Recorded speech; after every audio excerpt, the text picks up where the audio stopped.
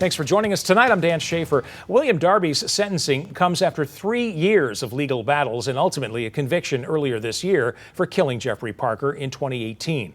Now we're hearing from Parker's friends and his family's attorney on the final outcome. WAAY 31's Alexis Scott spoke with Parker's brother and their family attorney to get their thoughts on the sentencing. Alexis? In the Madison County Courthouse, Darby had his options laid out for him: 20 years to life in prison. Now, after hearing from several witnesses inside today, some asking for leniency and others asking for a harsher sentence, ultimately Darby was charged to 25 years in prison, along with paying for various fees around his case tonight. And also, right now, the Parker's family and attorney say that it's a step in the right direction, but it's definitely hard to celebrate such a somber day.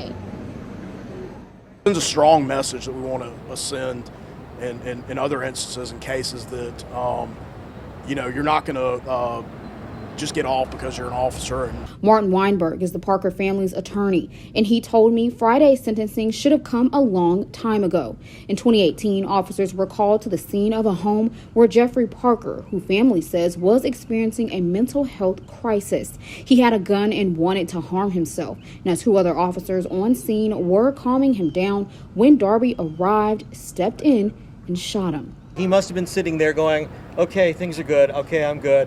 And 11 seconds later, his face is blown off. The Huntsville Police Department and Mayor's office stood behind Darby, saying the shooting was justified. Even after his conviction, the city continued to pay Darby and paid his legal fees. He ultimately resigned less than a month ago. Huntsville, think, what in the world is going on for them to completely defend this guy, to sweep it under the rug as if nothing happened, and it's just a shame. In the courtroom, Darby's defense attorney argued he was just doing his job that day. Witnesses testified to his character, saying he's an outstanding person all around. And Darby himself even taking the stand, saying he didn't want to kill Parker, pleading for leniency from the judge. But the state ultimately believed otherwise. Now, Parker is hoping this will jumpstart some change in the Rocket City. This is a sad day for Huntsville.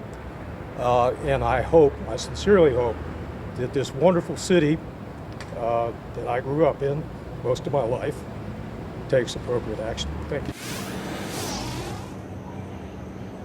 Parker's attorney told me they do plan to move forward with their civil lawsuit against the city of Huntsville, and they actually want to bring reform to the police department. They also want to have the full body camera footage released so the public can see exactly what happened.